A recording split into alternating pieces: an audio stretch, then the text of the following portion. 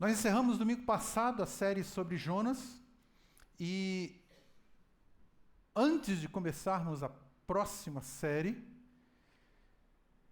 que deverá ser no livro de Tiago, nós queremos gastar esses 3 próximos domingos, ou esse domingo mais 2, lembrando para a igreja sobre a nossa visão, que nós resumimos chamando 3 Cs, isto é, comunicar Cristo, conectar pessoas e conduzir mudanças. Normalmente, a cada ano, nós lembramos isso para a igreja. Enquanto nós estamos aqui, tem um grupo de cerca de 20 e poucas pessoas ali no salão de eventos, que são os interessados à membresia da igreja, à jornada, a classe de novos membros. E ali nós estamos estudando, além dos princípios bíblicos para a igreja, os princípios de Deus para a vida da igreja, também estudamos um pouco mais específico acerca da nossa igreja, a nossa missão, a nossa visão e a nossa estratégia. E dentro dessa estratégia tem aquilo que chamamos os 3 Cs. Então hoje eu gostaria de ver com vocês o primeiro C, que é comunicar Cristo. E os próximos domingos, a conectar pessoas e conduzir mudanças. Nós vamos ler o texto que está em João, capítulo 4, Evangelho de João, capítulo 4, e nesse primeiro momento, os 14 primeiros versículos, um pouco longo o texto. O texto diz assim: os fariseus ouviram falar que Jesus estava fazendo e batizando mais discípulos do que João, embora não fosse Jesus quem batizasse, mas os seus discípulos. Quando o Senhor ficou sabendo disso, saiu da Judeia e voltou uma vez mais para a Galileia. Preste atenção nesse versículo 4. E era-lhe necessário passar por Samaria. Versículo 1, extremamente conectado com o versículo 4.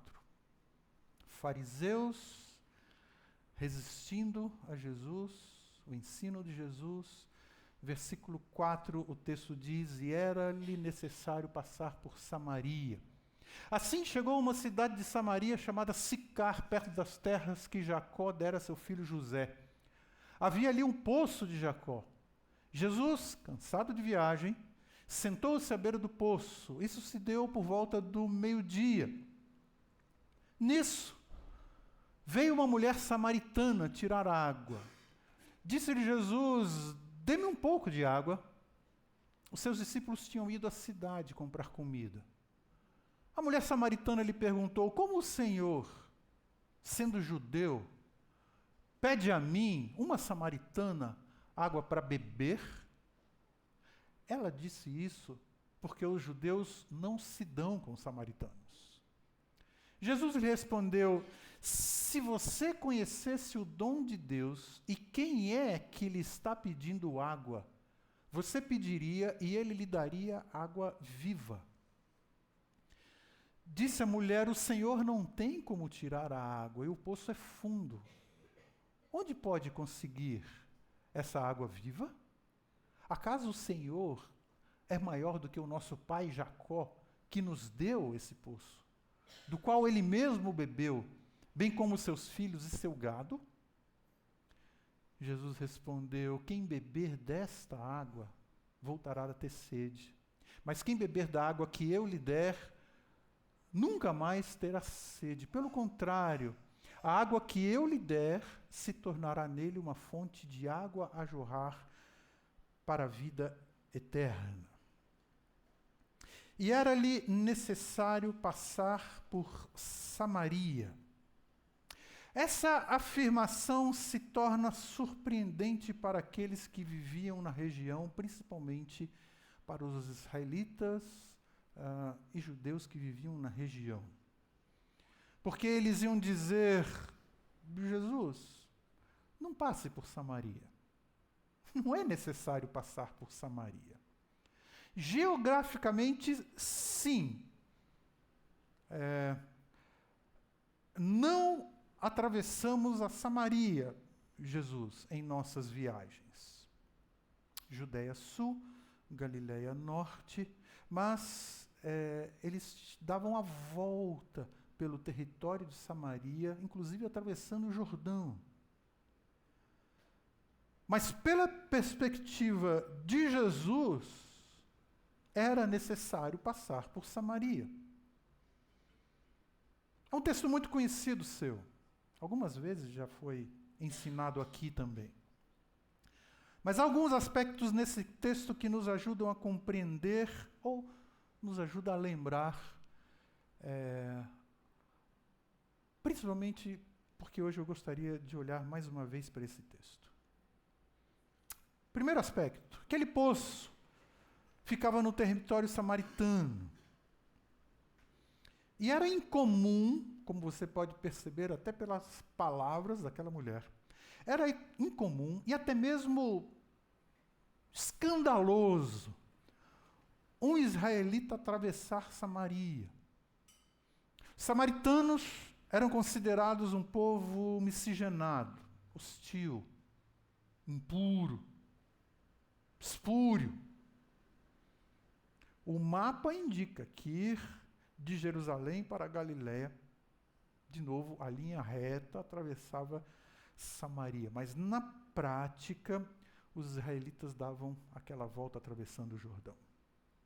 Por quê? Porque os samaritanos, na visão deles, era uma ameaça à pureza, ao povo de Deus. Havia uma hostilidade histórica. Os inimigos vinham de Samaria.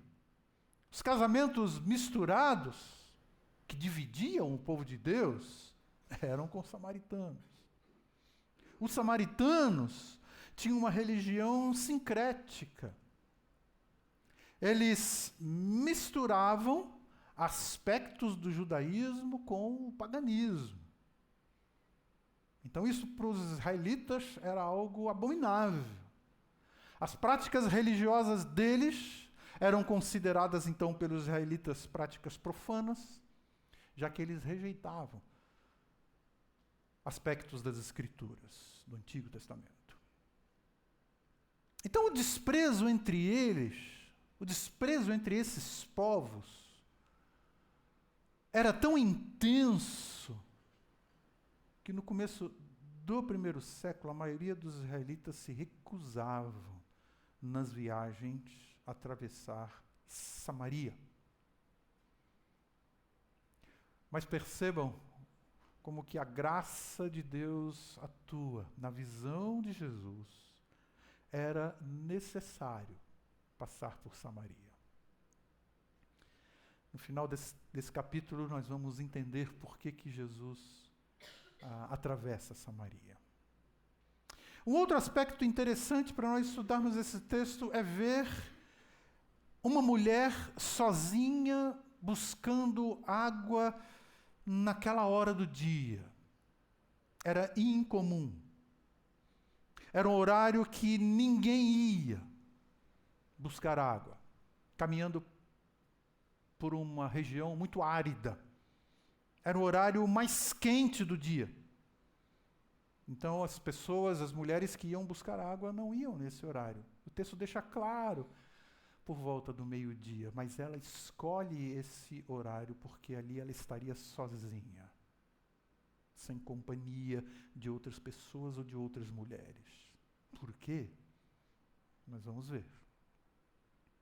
E um terceiro aspecto, também causa estranhamento por conta das tradições e dessa história de hostilidade, naquele contexto, ver Jesus conversando em público com uma mulher, além de tudo, uma samaritana.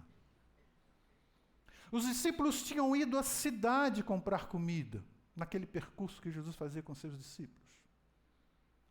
Então, este encontro, esse cenário, acaba se tornando muito interessante para nós considerarmos um pouco mais o que a Bíblia mostra acerca da ação da graça de Deus. E contrariando contradições, transcendendo limitações, revitalizando probabilidades, quebrando paradigmas. Nós visualizamos nesse texto o alcance da graça de Deus. Por isso que, nesse estudo, quando estamos falando sobre comunicar Cristo, eu gostaria de considerar com vocês alguns aspectos da ação da graça de Deus quando nós levamos Cristo às pessoas, ou quando nós passamos a conhecer Jesus. O que acontece conosco, o que aconteceu conosco. Então, a primeira lição que nós podemos extrair desse texto é que a graça de Deus lida com verdades transformacionais. A graça de Deus confronta realidades e apresenta verdades.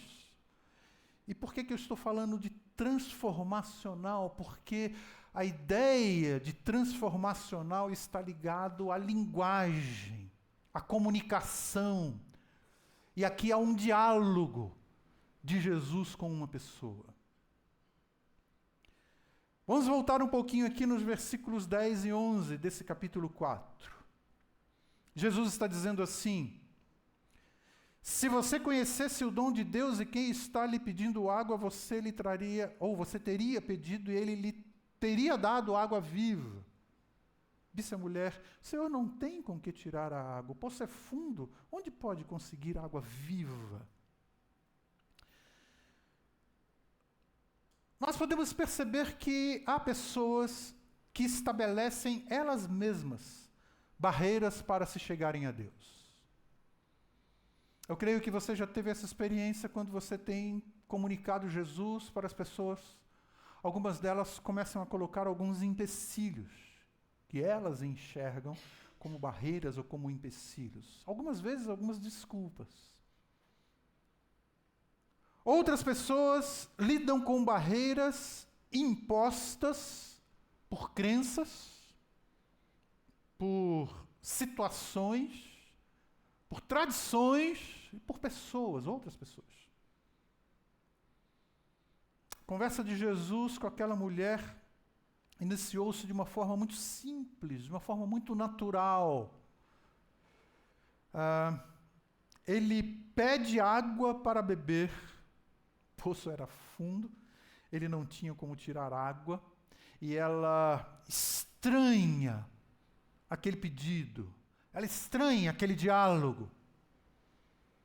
Afinal de contas, há barreiras estabelecidas há anos, barreiras relacionais, tabus quanto à religiosidade, tabus com respeito a povo e povo, a classe social, e tudo isso impedia que pessoas do status de Jesus se aproximassem dela. Muito menos lhe dirigir a palavra, e menos ainda beber do mesmo recipiente dela, ou da água que ela ia tirar daquele poço.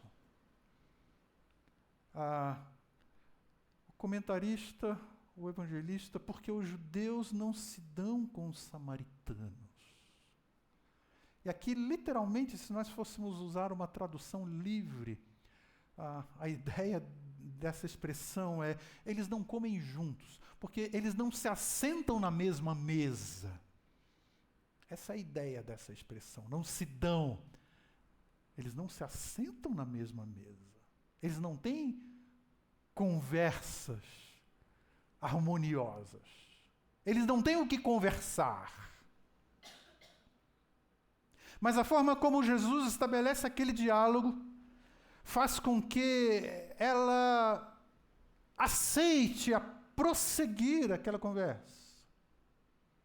E parece que começa a demonstrar o interesse em saber um pouco mais sobre ele, sobre aquele assunto.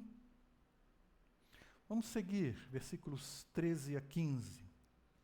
E Jesus respondeu: quem beber desta água terá sede outra vez, mas quem beber da água que eu lhe der, nunca mais terá sede, uma versão diz, nunca mais terá sede para sempre. Pelo contrário, a água que eu lhe der se tornará uma fonte de água a jorrar para a vida eterna. A mulher lhe disse, Senhor, dá-me dessa água, para que eu não tenha mais sede, para que eu não precise mais voltar aqui, pegar essa água de novo. Ela começa a perceber que aquele que está ali não é um qualquer. Jesus utiliza uma linguagem que tem a ver com aquele momento, tem a ver com aquela realidade da pessoa. Isso já é um aprendizado para nós quando nós estamos comunicando Cristo. Uma linguagem que tem a ver com a pessoa, uma linguagem que tem a ver com aquela realidade daquele momento. E pela forma como ele fala, parece que ela começa a visualizar uma saída para algum problema que ela tem. Uma saída para crises que ela enfrenta. Parece uma mulher cansada das suas fugas, das suas buscas, e que em suas carências e em suas angústias, pode ser que haja ali uma resposta. Não parece que ela está resistente nesse momento? Uma pessoa sabe que um corpo humano não vive sem água. Parece que ela começa a perceber que o assunto de Jesus não é só a água que mata a sede do físico. Vamos prosseguir, versículos 16 a 18. Ele lhe disse, vai e chame o seu marido e volte. Imagina a cena. Estou imaginando, não está no texto, mas eu não acredito que ela olhe para Jesus e diz assim, o que é? Me parece que ela pode baixar os olhos. Não tenho marido, respondeu ela. Disse-lhe Jesus, você falou corretamente, dizendo que não tem marido. O fato é que você já teve 5. E o homem com quem agora você vive, não é seu marido. O que você acabou de dizer é verdade. O que você acabou de confessar é uma verdade. Começa a haver nesse diálogo um despertamento necessário para que a outra pessoa saia de um estado de pecador perdido para pecador arrependido. E, de novo, é uma outra lição quando nós comunicamos a Cristo. Para que a pessoa não apenas fique residindo na história do pecador perdido, mas que ela possa ser estimulada à confissão, para que passe pelo processo de pecador perdido para pecador arrependido. É essencial, queridos, nesse processo de anunciar Jesus, o reconhecimento e a confissão de pecados. Pecado causa vergonha. Por isso, alguns tentam esconder, dar outros nomes. É o que ela faz através da expressão não tenho marido. Ao invés de expor tudo de uma vez só, ao invés de expor a sua desgraça, muitas vezes essa pessoa vai medindo até onde ela pode ir com aquela outra pessoa que está apresentando uma resposta. Parece que essa mulher entra num estágio de constrangimento pela sua situação, não tentando revelar a gravidade do seu estilo de vida, mas também parece que ela não se orgulha mais daquele estilo de vida. Tanto assim que ela vai só, naquele horário, para buscar água. Ela não é daquelas que sai postando por aí nas mídias sociais a sua vergonha, tendo orgulho daquilo. O que é muito comum hoje em dia. Efésios capítulo 5, versículos 10 e 11, esses versículos nos dizem que daquelas coisas passadas da nossa vida, nós nos envergonhamos, não nos orgulhamos daquilo. Não há nenhum motivo de orgulho em mencionar nossos desvios. E há pessoas que, mesmo tendo a consciência da verdade, preferem passar ou continuar a viver em desarmonia com os princípios de Deus. E se portam como se nada estivesse errado na sua vida. Mas muitas vezes elas mesmas sabem, na hora que põem a cabeça no travesseiro, o desassossego que elas enfrentam.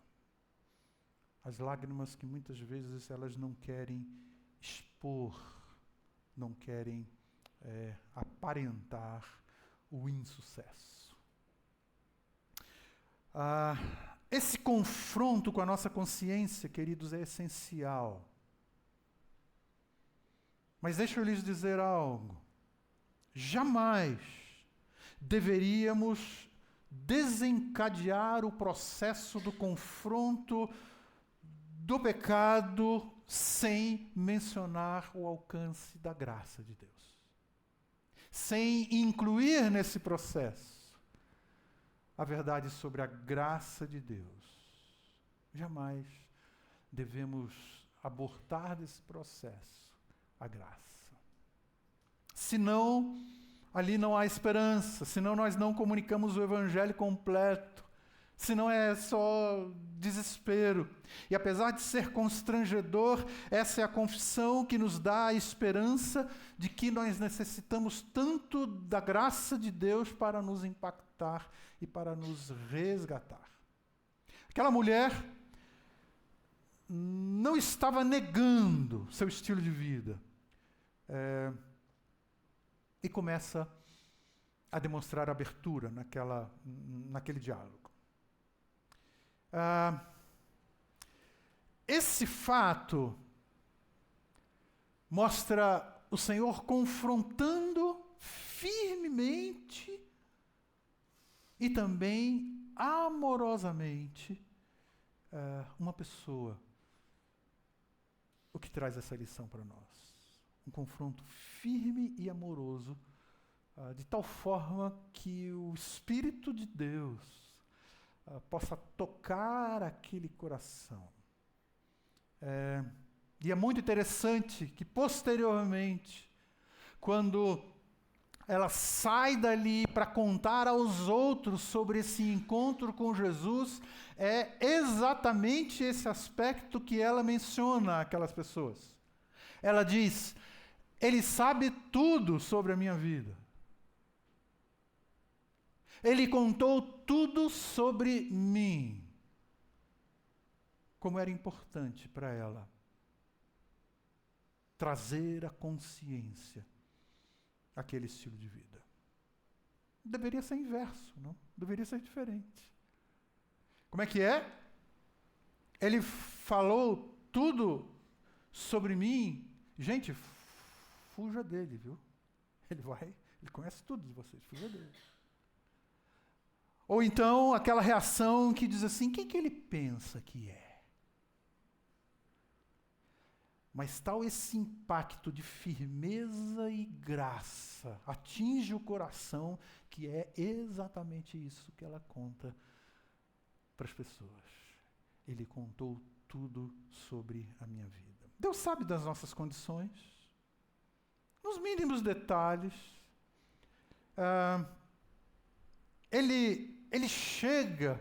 Deus chega em cada canto da nossa vida, cada particularidade, Ele conhece. Ele quer e tem poder para alcançar e tratar cada uma dessas particularidades. Para alguns isso pode ser assustador, mas com a visão da graça, isso é encorajador. Porque Deus pode tratar. Segundo lugar, segundo aspecto que nós podemos aprender nesse texto sobre o alcance e a ação da graça de Deus, é que a graça de Deus confronta perspectivas equivocadas. Deus não quer que permaneçamos no engano. Deus não quer que gastemos parte da nossa vida sob uma proposta de vida enganosa. Precisamos conhecer a verdade. Vamos olhar aqui, ou continuar no texto, versículos 19 e 20. Disse a mulher: Senhor, vejo que é profeta. Nossos antepassados adoraram nesse monte, mas vocês, judeus, dizem que Jerusalém é o lugar onde deve adorar. Parece que aquela mulher, nesse momento, tenta direcionar a conversa para um rumo e que nós temos visto que é muito comum num diálogo como este. Ela começa a falar de religião. Começa a falar de religião.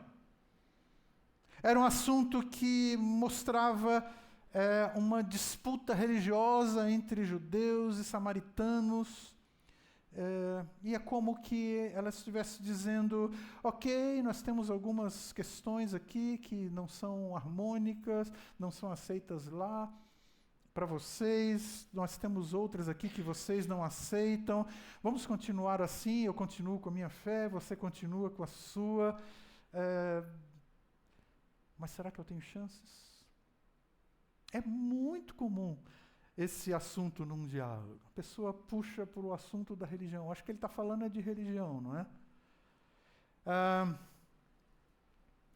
Essa pessoa precisa experimentar mudança profunda.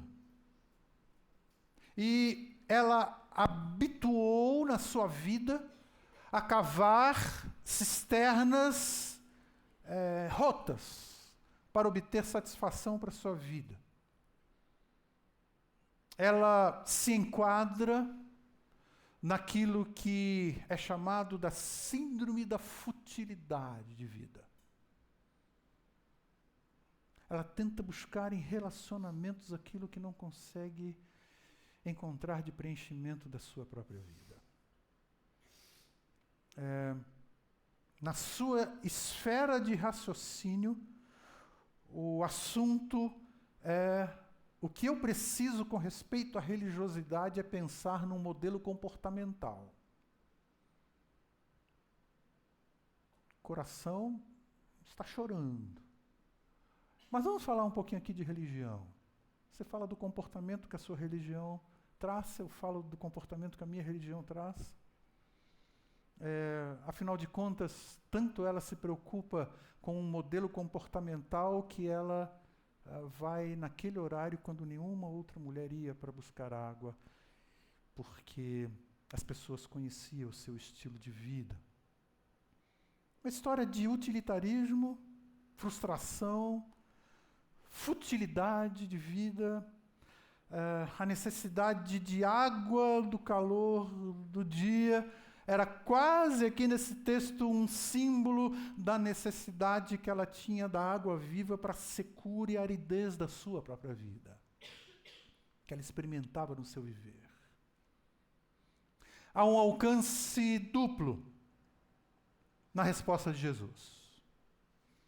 Primeiro, Jesus estabelece aquilo que importa na vida da pessoa. Vamos continuar o texto, versículos 21 e 22. Não, 21 a 24. Jesus declarou: creia em mim, mulher, está próxima a hora em que vocês não adorarão o Pai, nem neste monte, nem em Jerusalém. Vocês samaritanos adoram o que não conhecem. O que não conhecem. Nós adoramos o que conhecemos. No instante está chegando a hora, e de fato já chegou, em que os verdadeiros adoradores adoram o Pai em espírito e em verdade. São esses os adoradores que o Pai procura. Deus é espírito, é necessário que os seus adoradores adorem em espírito e em verdade. O que é que Jesus está estabelecendo aqui como o que importa? Não são práticas religiosas, mulher. Não são práticas religiosas, ou pessoa, ou indivíduo. A nossa ênfase não é essa. O que importa é a transformação pelo Evangelho que vai causar uma devoção de coração, de forma sincera, à fonte certa, a pessoa de Deus. Com isso, o Evangelho confronta tradições religiosas, destrona superstições, confronta idolatrias, rompe com intenções mercadológicas de aproveitadores das religiões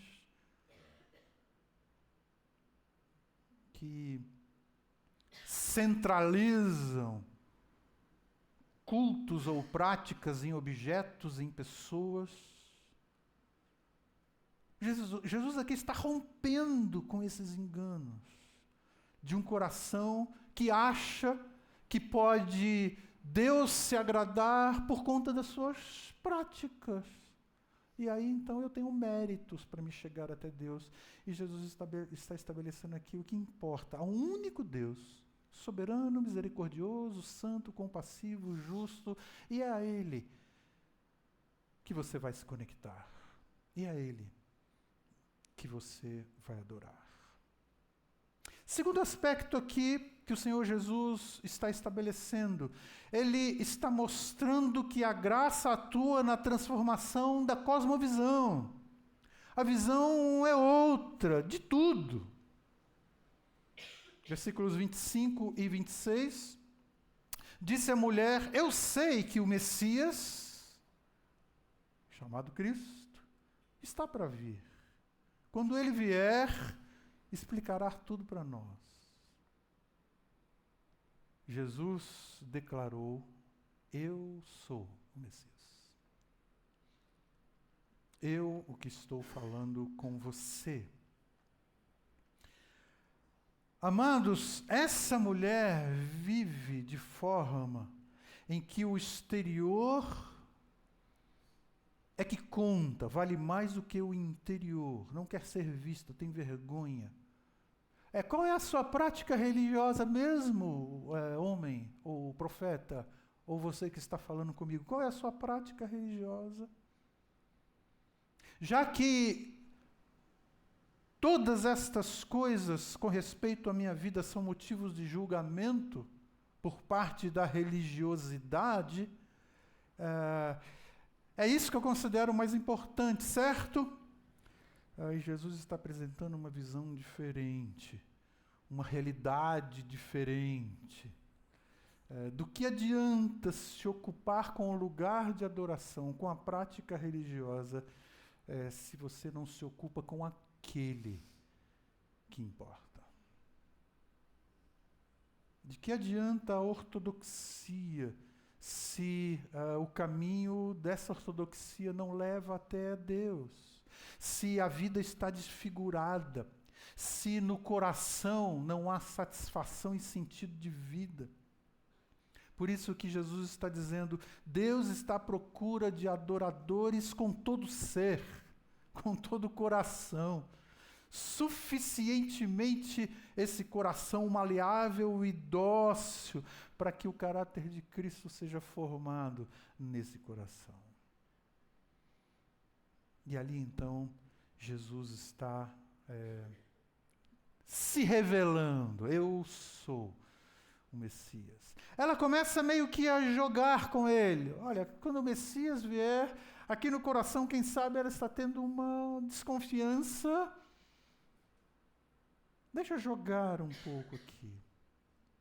E aí Jesus se revela para ela, mas mostra uma visão totalmente diferente daquilo que importa na vida. Não são as práticas religiosas, mas é a sua conexão com Deus. E em terceiro lugar, esse texto vem nos ensinar sobre a ação da graça de Deus, que gera no coração da pessoa esse desejo de permanecer, de estar conectado com Jesus, de aproximar-se de Deus, de crescer nesse conhecimento e nessa espiritualidade que agora passa a fazer sentido. Versículos 27 a 30, naquele momento, seus discípulos voltaram. Qual foi o momento? Jesus está dizendo, eu sou o Messias, esse que fala contigo. Naquele momento, seus discípulos voltaram. Ficaram surpresos ao encontrá-lo conversando com uma mulher. Então, deixando seu cântaro, naquele momento, deixando seu cântaro, a mulher voltou para a cidade e disse àqueles homens, venham ver o homem que me disse tudo o que eu tenho feito. Será que ele não é o Cristo? Então saíram da cidade e foram para onde ele estava. Na sabedoria de Deus, as expressões que estão nas Escrituras não são por acaso. São propositais. Naquele momento, qual o momento? Momento em que Jesus fala claramente quem ele é. Fala claramente aquilo que as pessoas precisam saber. Naquele momento, seus discípulos chegam e ouvem essa declaração da boca do Senhor Jesus, para que eles não tenham mais dúvidas. Naquele momento, ele se revela como o Cristo, o Messias prometido. E a mulher ouve essa verdade e toma uma decisão. Então é esse... O Senhor é o Messias, ela toma uma decisão. Eu tenho que contar aos outros quem Ele é. E ela sai para encontrar os outros. Essa é uma das declarações das mais reveladoras sobre Jesus. Aliás, até esse momento, no ministério do Senhor Jesus, Jesus ainda não tinha dito isso de um modo tão claro. Ele era o Messias. E nós só vamos ver essa declaração de uma forma clara, desta forma tão clara, feita por Jesus, mais tarde na noite em que foi traído. Então vejam o lapso de tempo que nós temos aqui. Desse momento, no início do seu ministério, e depois, na noite em que ele foi traído, ele dizendo, eu sou o Messias. A quem ele escolheu se revelar dessa forma? A quem foi? A uma pessoa sofrida, que sentia o peso dos seus pecados, oprimida pelos caminhos tortos, possivelmente muito envergonhada pelos olhares enviesados de outras mulheres. A quem Jesus decide se revelar dessa forma? Aquela que era vista como um objeto a ser consumido pelos olhos apetitosos dos homens daquela comunidade. Perceberam o versículo 28? Ela foi dizer àqueles homens. Quais? Àqueles homens. Então, há algumas pessoas, amados, que passam a demonstrar interesse pelo Evangelho, interesse esse colocado pelo Espírito, são tocadas pelo Espírito e passam a ser impactadas por esse grande amor de Deus e que elas dizem, outros precisam conhecer. Se em algum momento você percebe esse impacto, se ainda você não conhece Jesus, ou você que está nos ouvindo pela internet, se em algum momento você percebe esse impacto da graça de Deus, não deixe que isso se desvaneça. Aquela mulher tomou uma decisão. E para nós que comunicamos Cristo, se em algum momento você percebe que a pessoa para quem você está anunciando o Evangelho da graça está experimentando esse impacto no seu coração, produzido pelo Espírito, não pare por ali. Continue encorajando a que essa pessoa se aproxime do conhecimento do Evangelho. O texto diz que aquela mulher vai imediatamente ao povoado, mas deixa ali a sua vasilha de água. Ela deixa a sua vasilha. Ela vê barreiras culturais, religiosas, sociais, relacionais sendo desconstruídas por Jesus e se move no sentido de apontar aos outros esse mesmo caminho. essa mulher deixa ali a sua vasilha. Parece que ela tem intenção de voltar para permanecer com Jesus. Ela não ia simplesmente perder a sua vasilha ali. Para nós concluirmos a reflexão sobre a ação da graça de Deus nesse texto, eu quero aqui voltar ao versículo 4. E era-lhes necessário passar por Samaria. Jesus, nós, judeus, israelitas, não passamos por Samaria. Nós damos a volta, não é necessário. Depois de todos esses acontecimentos, aqueles samaritanos aos quais aquela mulher comunica sobre Jesus, Jesus então está com aqueles samaritanos, apresentando a graça de Deus. O que é que Jesus diz aos seus discípulos? Vocês não dizem que faltam 4 meses até a colheita? Era-lhes necessário passar por Samaria. Jesus não faz isso. O que é que nós vamos fazer entre os samaritanos? É necessário. Aí depois de todos aqueles acontecimentos, Jesus mostra por que era necessário passar por Samaria. Vocês não dizem que faltam 4 meses até a colheita?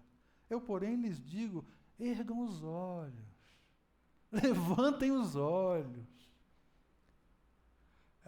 tenham a visão mais ampliada, gente. Jesus está dizendo para eles. Ergam os olhos, vejam os campos, porque estão maduros para a colheita. Entenderam por que é necessário passar por Samaria? Entenderam por que é necessário ir para Uricuri, Cabrobró, Pauini? Entenderam por que é necessário ir para Faria Lima, para Berrini? Ergam os olhos, porque os campos estão brancos para a colheita. Vai haver colheita. E quem que impõe barreiras? Nós, como seres humanos, não temos direito de impor barreiras para a ação da graça de Deus. 2 aspectos para a nossa conclusão. Há um sentido missional diante da verdade, do conhecimento da verdade sobre quem é Jesus. De novo, versículo 28, 29. Então, deixando o seu cântaro, a mulher voltou à cidade e disse àqueles homens: venham ver o homem que me disse tudo aquilo que eu tenho feito. Conhecendo Jesus, quem Ele é, não conhecendo a religião, não. Jesus, quem Ele é, nós somos motivados a comunicar Cristo. Aqueles que experimentam, vivenciam esse amor de Cristo, são aqueles que devem proclamar esse amor de Deus. E de novo, queridos, deixa eu lhes dizer, a revelação de Jesus de Nazaré como Messias prometido se torna muito clara aqui. O Jesus de Nazaré é o Deus encarnado. O Jesus de Nazaré tem sede a sua humanidade. O Messias demonstra que está no controle. Tem sede, mas demonstra que está no controle, a sua divindade. Ele pede água à sua humanidade, mas é aquele que pode dar água viva, satisfação de saciar a sede do ser humano, a sua divindade. O texto diz, ele está cansado também de caminhar. O Jesus de Nazaré, nascido de mulher, para descansar, mas ele se apresenta como o eu sou, aquele que é, o que era, o que é e o que há de vir, todo-poderoso Deus eterno. Diante desse conhecimento, não tem outra ação que nos impacta senão anunciá-lo. Em segundo lugar, essa ação transformadora da graça de Deus é que nos confere uma nova identidade. Quem nós somos? Quem nós somos? Ela deixa o seu cântaro, volta à cidade, diz àqueles homens, venham ver, versículo 30. Então saíram da cidade e foram para onde ele estava. Reparem, o que ela deixa para trás é a sua vasilha, e de novo, ela pensa em voltar, mas deixa eu pensar aqui numa simbologia. Ela deixa para trás uma vasilha que, quando ela enche, ela volta com essa vasilha cheia de água, carregando aquele peso.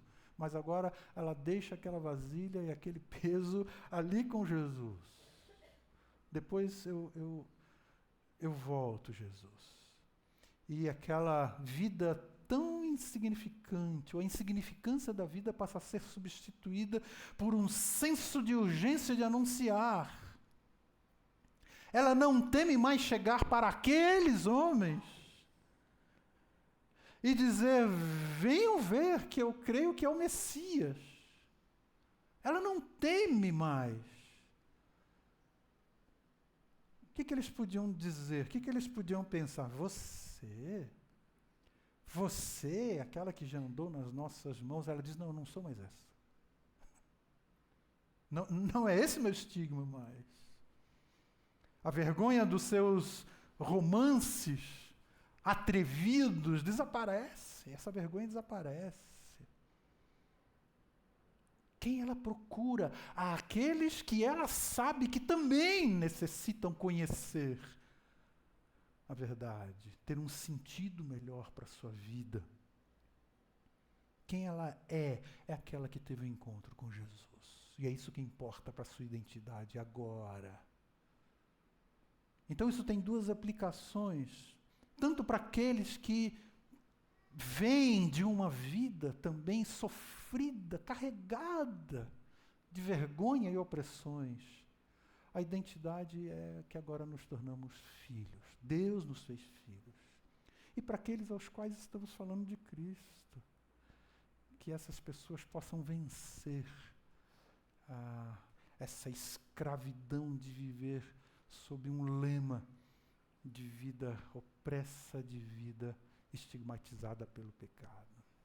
Que Deus nos capacite, amados. É por isso que comunicamos Cristo e que temos a comunicar Cristo como algo fundamental da nossa estratégia de anunciar o Evangelho da Graça.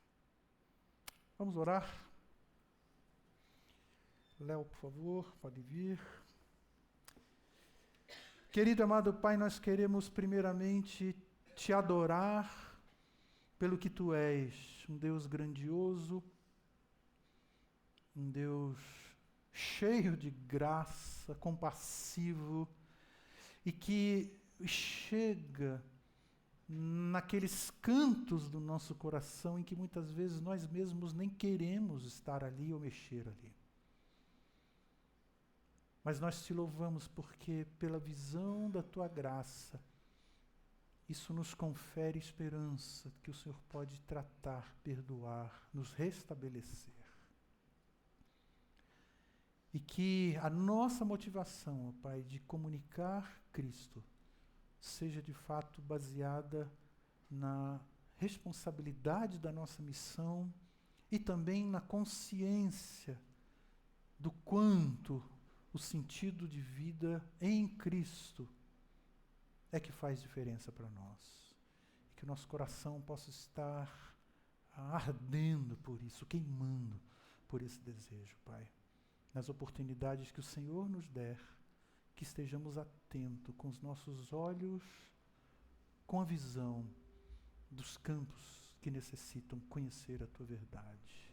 Aceita a nossa adoração, nosso louvor, no nome de Jesus. Amém.